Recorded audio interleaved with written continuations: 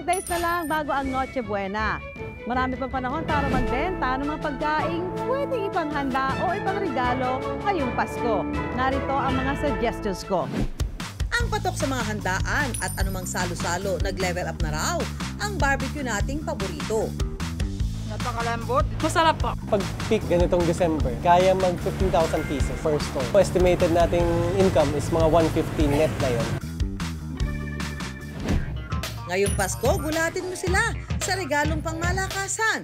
Mga kakaibang toys na tiyak pagkakaguluhan. Mayroong pang regalo sa mga pamangkin, regalo ng lolo, ng lola, ng nanay, ng tatay, ng tito, ng tita. And isa dun sa trait natin is yung gift giving. So parang laging hindi mawawala sa tradisyon yung nagbibigay tayo ng regalo. Bakulay, malamig at masabaw. Iyan ang kakaibang spaghetti na ginawang dessert na daw. It's giving spaghetti. First ulit to, I love it. Total, ang gulaman mahaba, kaya jelly spaghetti. Doon ko na rin po na-upgrade na lagyan natin ng syrup, lagyan natin ng toppings. Mga kakaiba naman po yun. Lahat na yan sa Pera Paraan. Ang paboritong barbecue ng mga Pinoy binigyan ng twist. Hindi na raw kailangang hintayin ang dulo para makain ng taba. Dahil ang inaasam-asam na taba, present sa bawat laman. Sa unang kagat, may taba agad. Hep, hindi pa rin natatapos ang twist dahil sa pagtutuhog, literal na may twist. May lawit-lawit pa.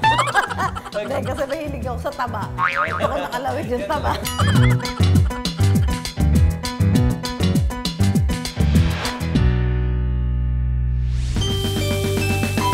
Patok sa mga handaan at salo-salo, lalo na ngayong magpapasko, ang classic Filipino barbecue. Pero ang negosyanteng si Ben, iba ang trip. Dahil ang nakasanayan nating barbecue, nilagyan niya ng twist. Bali kasi nung bata ako, ang barbecue is normally, pinaka-fat niya is nasa ilalim lang. This one is buong barbecue niya is nakapalibot na yung fat all around. So kasi yung bata ako, gustong-gusto ko yung dulo. Parang excited ako kainin yung dulo. Ito, hindi na. Buong barbecue is lahat may taba. Childhood favorite raw talaga ni Ben ang barbecue, kaya ito ang naisipan niyang gawing negosyo. Pero may kakaiba sa kanilang barbecue. Ang barbecue na nakasanayan natin dito is pigi. So kami, yung barbecue namin is known siya for pork belly. Kaya medyo lahat talaga malambot. Nanggaling ang idea ng kanyang modern Filipino barbecue sa patok na Korean samgyupsal. Normally kasi pag nagsasamgyup tayo si pork belly. So try natin si pork belly. Tingnan natin kung mag-work with barbecue. Curious na rin ba kayo kung paano ginagawa ang modern Filipino barbecue ni Ben? Gumagamit sila ng meat slicer para mahiwa ang pork belly ng maninipis. Kailangan frozen ang baboy para mas madali itong mahiwa. Ang nahugasang karne ng baboy, titimplahan ng kanilang special marinade. Ang lasa ng kanilang barbecue, special din daw sa puso ni Ben. Ito kasi ang nakalakihan niyang lasa na timpla pa ng kanyang nanay. Lahat ng friends ko, parating pinupuri yun eh. Tsaka every birthdays namin, parating may barbecue. So parang family tradition na rin sa amin with that. Kapag malasa na ang karne, pwede nang tuhugin. Pero hindi basta-basta ang pagtutuhog. Challenging ito mga be. Subukan nga natin. Kasama natin ngayon si Ben at tuturuan daw tayo. Hindi ni Ben. Sino ba pangalan niya? Weng. Siya magtuturo sa atin kung paano ba ang pagtusok nitong barbecue na ito. At saka bakit parang siya nakapulupot? Nakapulupot ho Di ba siya. parang pag tinignan nyo sa steak, di ba yung mga nabibili natin barbecue, parang may space. Apo. Ito parang nakapilipit Ito sa talaga siya. steak. Ako parang mahirap to, ha? Mas mahirap lang ho ng konti kasi hindi ho siya yung traditional barbecue. O, hindi traditional barbecue na tutusukin mo lang.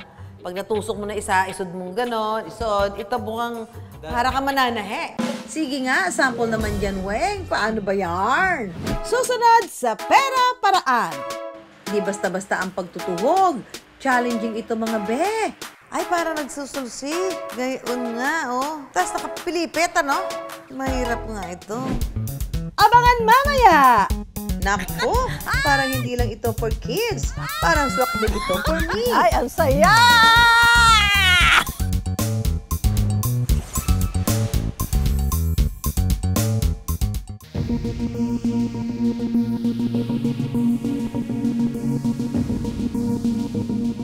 Ay, parang nagsusulsi. Gayon nga, oh. Tapos nakapilipit, ano? Mahirap nga ito. Itong ganito kahaba, ito. Ito na lang.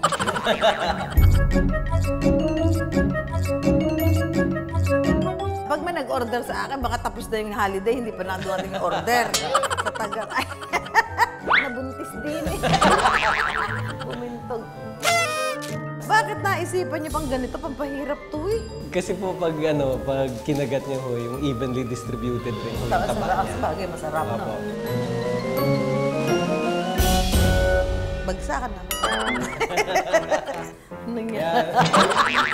May lawit-lawit pa. Hindi, kasi mahilig ako sa taba. Ako nakalawit yung Kaya taba. talagang marami hong tabaho kagad. Hindi na itago yung taba. Teka lang. Mukhang hindi papasa ang una kong gawa ah. Bigyan niyo pa ako ng isa pang chance, please. Gagalingan ko na. Promise.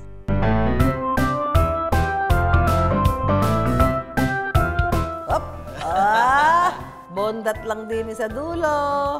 Pero pwede na. Medyo hawig na ho. Ayan! Pareho na, oh. Di ba? Lamit na, oh. Alin ang naiba. Oh. Kaya lang sa akin, hindi masyadong kita yung taba. Yung kay Weng, kita mo talaga yung spacing ng taba niya. Ito, hindi masyado, oh. Pero at least, di ba, malapit na siya. Oh, konti na lang. Pagkatapos duhugin, pwede nang ihawin. Kapag luto na, ano pa nga ba? Kain na! Kaya ba yung lasa niya, ha? Napakalambot. Naghalo yung yung tamis. Manamis-namis na maalat-alat. Bagay na bagay sa kanin. Pwede na pong pangulam. Masarap po. Pasado sa taong bayan, sa akin kaya. Lambot. Saka sarap. Sarap nga. Talaga naman may pagmamalaki pala itong barbecue na to. Dahil tama-tama yung may tabakang konti, may laman, saka yung lasa, napakalasa.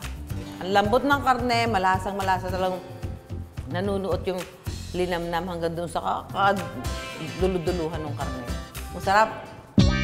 May 3 sizes ang kanilang barbecue. May Baby Q na 8 inches, Mommy Q na 10 inches, at Daddy Q na 12 inches. Nagkakahalaga mula 35 hanggang 55 pesos. Para naman sa may mga party at gatherings ngayong magpapasko, makabibili ng bundle sa halagang 400 hanggang 620 pesos ang isang dosena, depende sa size ng barbecue. Kung may alta presyon, huwag mag-alala. Meron din silang chicken barbecue at boneless chicken fillet. May limited offer din sila ngayong magpapasko sa chicken inasal at liempo. 2022 sinimulan ng negosyo. Ngayon, mayroon na silang mahigit 10 branches. 3 rito ang kay Ben habang franchise naman ang iba. Isa sa mga franchisee ang engineer na si Ryan, may 2 na siyang branches nito. Naisipan ko na lang din bigla na why not start something, another passive income. Ganon.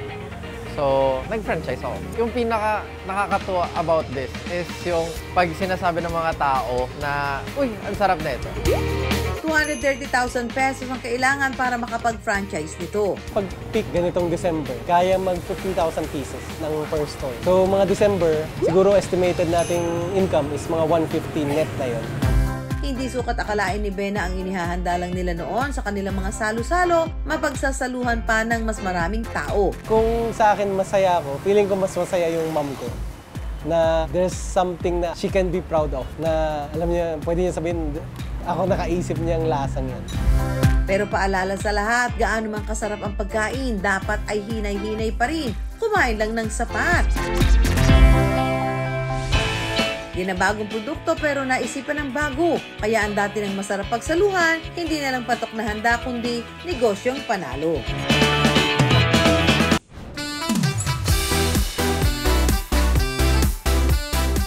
Naghahanap ako ng regalo for myself. Sports car kaya in red. Pwede rin pink. SUV kaya pang off-road. Pwede rin motorbike. Ayan mga kapuso, nakapili na po ako ng sasakyan, motorbike. Ito muna, bye-bye. Ay, magdala ka na. Naku, parang hindi lang ito for kids. Parang swak din ito for me. Ay, ang saya!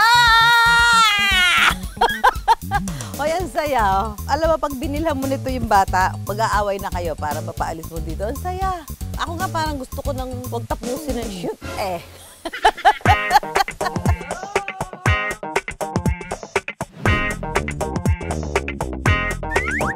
Ang mga laruang sasakyang ito, negosyo na mag-asawang Roy at Angelica, na malaki raw ang kita. Hindi laro, ha?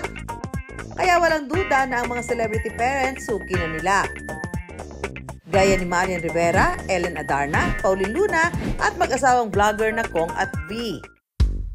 5 taong pabalik-balik sa ibang bansa sina Angelica at Roy bilang real estate agents. Nagdesisyon silang manatili sa Pilipinas para bumuo na ng pamilya. Milk tea shop ang unang nilang negosyo. Nag-put up kami ng milk tea shop noong 2018. Maraming nagtitinda ng milk tea noon. So sabi namin, sayang naman yung opportunities. Nang mabuksan nila ang pangatlong branch nito, saka naman nag-lockdown dahil sa pandemya. Wow! Nagbabalot na ikaw ng regalo. Nakakatuwa naman. Malaga malapit na Pasko, kailangan magbalot na tayo ng regalo, no? Bakit laruan yung naisipan yung going negosyo? Actually, nung 2020 po kasi, wala pong ginagawa yung mga anak namin. So, we have 2 kids. So, nag-isip po kami para hindi puro gadgets. Binila namin sila ng kitchen set. Naisip na mag-asawa na baka hindi lang sila ang may ganitong problema. Kaya, plinano nilang gawin itong negosyo. Ang pinagbilhan nila ng laruan ng kanyang anak, siya rin naging supplier nila. 10,000 piso ang kanilang puhunan. Aasikasuhin na nila lahat, babayaran ko lang, sila na magpapadala. Sabi ko naman dun sa husband ko, try natin, wala namang mawawala. Sanay naman kami na nagbebenta, na nag-o-offer ng mga produkto. Dati nga lang real estate, ngayon laruan lang. Pero mabagal daw ang usad ng pera sa ganitong sistema ng pagbebenta. Nire-resellan ko, syempre may kita din siya dun. Tapos magpapatong pa ako, kaya medyo malaki na yung naipatong dun sa item. Dun sa direkta na ako nakakakuha, mas kaya ko nang ibaba yung presyo ng mga item na tinitinda namin. Nakahanap ng mga direktang supplier si Angelica. 20 to 30% daw ang profit margin nila. Malaking-malaki yung market kasi unang-una hindi nauubos yung mga bata. All stages meron. Merong mga toddler, kahit pang malaki meron eh. Merong pang regalo sa mga pamangkin, regalo ng lolo, ng lola, ng nanay, ng tatay, ng tito, ng tita, ng nasa abroad. And isa dun sa trait natin is yung gift giving. So parang laging hindi mawawala sa tradisyon yung nagbibigay tayo ng regalo. Sa kanilang compound sa Antipolo, naroon ng sari-saring mga laruan. Mula sa mga maliliit, educational, musical, meron din silang naglalakihang playhouse. At ang pinakamabenta sa lahat, ang mga laruang sasakyang ito, na sa unang tingin, aakalain mong totoo. So meron kayong 2 susi, feel na feel talaga nila na meron na silang sariling sasakyan. Pwede itong kontrolin gamit ang remote at pwede rin mga bata mismo ang magmaneho. Meron daw itong special feature, ang sway mode. So kahit indoor, pwedeng-pwede siyang gamitin. Kung gusto nyo na nasa sala lang o within your house area, pwedeng-pwede pa rin siya na nagsisway lang siya na ganyan daw. Mostly para sa mga younger kids yan or yung parang mga 1-year-old plus. Kasi, di ba, it soothes them pag sinisway mo sila. Ang mga laruang sasakyan, sila na rin ang nag-a-assemble para hindi na raw mahirapan pa ang mga bumibili. Pinasok na rin ni Angelica ang pagla-live ng kanyang mga produkto. Ito yung mga regalo ko. Turo mo ako magbalot. Ay, sige po. At dahil sabi niyo, lalo na pagka ganitong Pasko, marami nag-o-order. Kumusta na ang pinaka-exciting part? Ay, sa laban ng kita. By God's grace po, maabot naman po kami ng 6 digits po. Meron pong mahinang buwan, pero mas pag marami ang bare months talaga. Yan, haabot na talaga. Pagka bare months, talaga namang umuulan ng kita. Ayan na! Finally, nabalot na ang mga regalo ko. Nakilala namin ng isang bata na halos hindi na raw maalis ang titig sa cellphone. Magpapakaninang muna ako for today. Ninang Susan to the rescue. Dala na natin itong regalo para dito sa batang ang hilig mag-gadget. Walang kamalay-malay. Hello! Hi po! Hi! Anong ginagawa mo? Gusto mo ba i-reba regalo? Ito, I have a gift for you. Open mo na dali. Ayan! Gusto mo ba yan? Dapat kasi, di ba maganda pag magbibigay tayo ng laruan, yung educational naman para bawas-bawas sa gadget yung mga bata. At magkaroon sila ng ibang hilig. Ito pa isa kong gift sa'yo, oh. Ta-da-da! Oh, mas malaki yan. Hindi ka mag-video. Yan tama-tama. May mic yan, kumanta ka. Mali mo, maging next ano yan, Julie and San Jose. Mga mahilig sa pagkanta para mabawasan lang din yung paggamit niya ng cellphone. Nakatulong daw sa pag-boom ng kanilang negosyo ang mga artistang bumili ng mga toy car. Kasi syempre dati, hindi ka naman bibili sa hindi mo kakilala, na hindi mo nakikita yung item, hindi ka magbabayad ng wala pa sa iyo yung item. Pero dahil na-promote nila, nagtiwala yung mga artista, yung mga tao, na-prove nila agad na okay bumili dyan, hindi sila scammer. Totoo na meron silang produktong pinapadala. Kung dati dalawa lang silang mag-asawa sa lahat ng trabaho, ngayon ay may mga katulong na rin sila sa pagpapatakbo nito. Hindi laro-laro lang ang pagninegosyo. Hindi rin nakukuha ang tagumpay overnight. Pero posible ang lahat ng ito kung may tiwala sa sarili at tibay ng loob. Huwag na huwag kayong matatakot magsimula. Kasi pag wala kayong sinimulan, walang business na lalago at walang business na lalaki.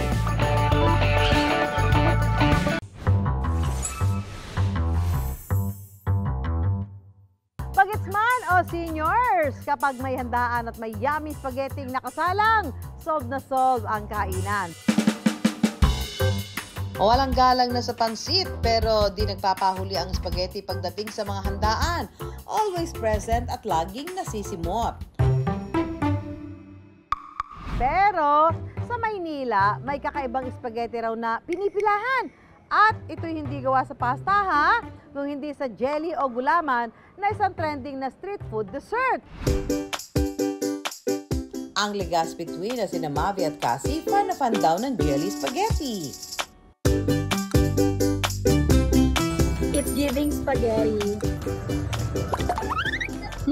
Ang sarap. Ganda. First ulit to, I love it.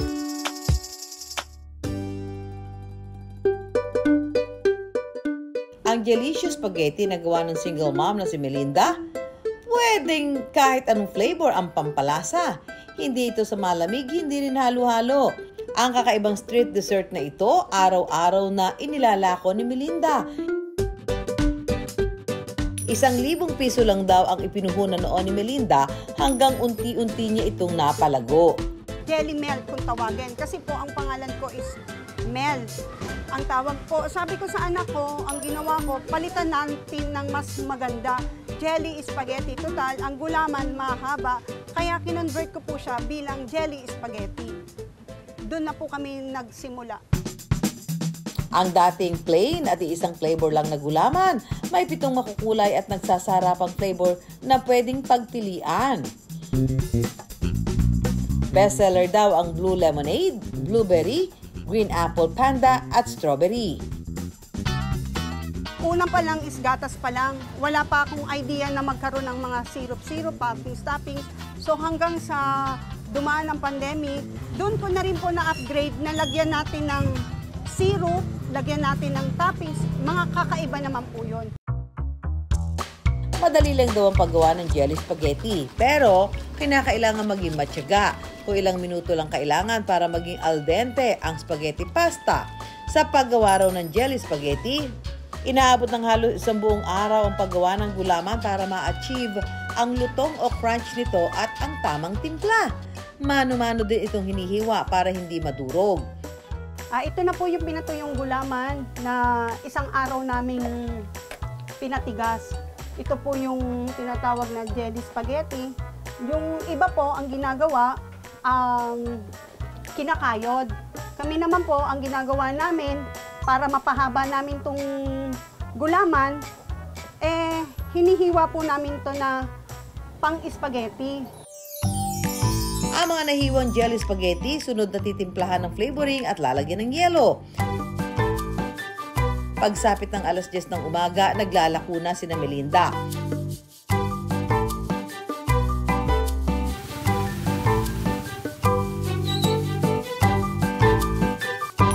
Sa halagang 10 piso, pwede nang matikman ng street dessert na ito. Pwedeng mamili ng flavor. Saka titimplahan ng condensed milk at lalagyan ng toppings at syrup. Meron din silang jelly spaghetti mixed and match overload sa halagang 50 pesos. Ito yung 50 pesos na overload. Meron tayong green apple, Ito ang tinatawag na mix and match. Lagyan natin toppings na chocolate powder at marshmallow. Lalagyan natin ng mango.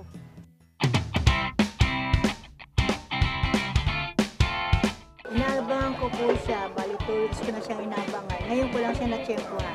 Parang spaghetti talaga. Masarap siyang maging merienda saka full trip.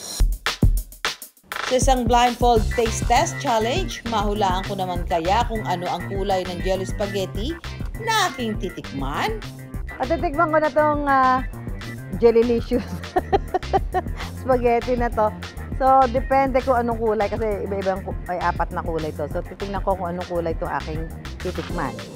Ready na ako?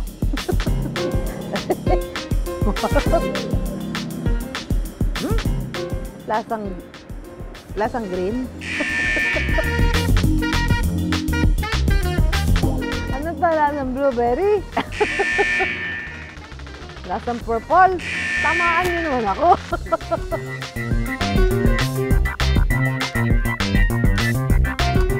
Lasang purple? Tama ako. Yay! Then?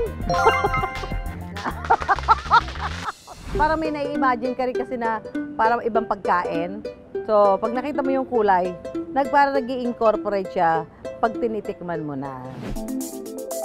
Ayon sa pag-aaral ng University of Oxford Field Food Research, mabisang pang-akit daw ng customer ang kulay ng pagkain. So, kung halimbawa may nakikita tayong particular colors, parang may set of expectations na tayo na ano kaya yung lasa nito. And yung mga iba't ibang colors, it invokes certain meaning, certain expectations sa the ones who are about to eat the food. So, lalong-lalo na kung colorful.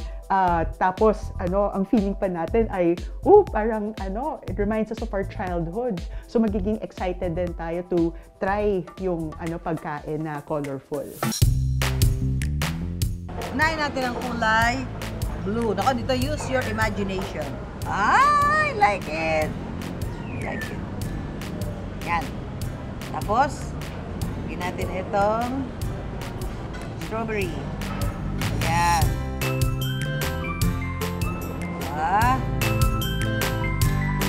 Then, the condensed milk. Uy, parang sarap-sarap naman ito. Tapos, lagyan na natin ng mga toppings. Nagmukha siyang halo-halo. Kaya, kakainin mo na ganun.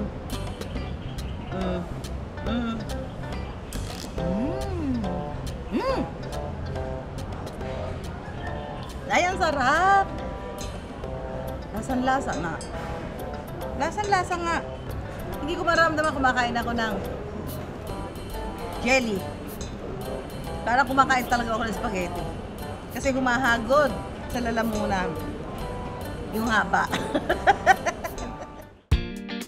Umaabot daw sa 300 cups ang naibebenta ni Melinda araw-araw. Kaya kumikita siya ng 2,000 hanggang 3,500 pesos. Kapag isang kulay lang yan, magsasawa po sila. Mas maganda po, maraming kulay. Lalo po yung tinatawag na mix and match. Ang paglalagay po ng toppings, overload po. Yun po ang gusto ng mga customer. Kahit man maliit man yan, hanggang sa malaki, overload po. Gaano man kasimple ang produkto kapag nahuli. Ang kakaibang lakas nito na nagpapaangat sa iba, siguradong magiging makulay ang takbo ng negosyo. From paboritong barbecue to modern Filipino barbecue na inspired ng Korean samgyeopsal, pinatunayan ni Ben na kahit ano pa man ang hilig mo, pwede itong maging daan para magkaroon ng magandang negosyo. Simpleng ideya equals mabentang negosyo. Dahil gusto ni Melinda na kumita, kakaibang street dessert ang kanyang naisip ibenta. Ngayon, patok na patok ang kanyang kita. Ang laruan ng mga anak na dating pinoproblema ang magdadala pala ng negosyong inaasam-asam ni Roy at Angelica, kaya ngayon, happy ang buong pamilya. Kaya bago mananghalian, mga business ideas muna ang aming pantakam. At laging tandaan, pera lang yan. Kayang-kayang gawa ng paraan. Samahan nyo kami tuwing Sabado, alas 11:15 ng umaga sa GMA. Ako po, si Susan Enriquez para sa Pera Paraan.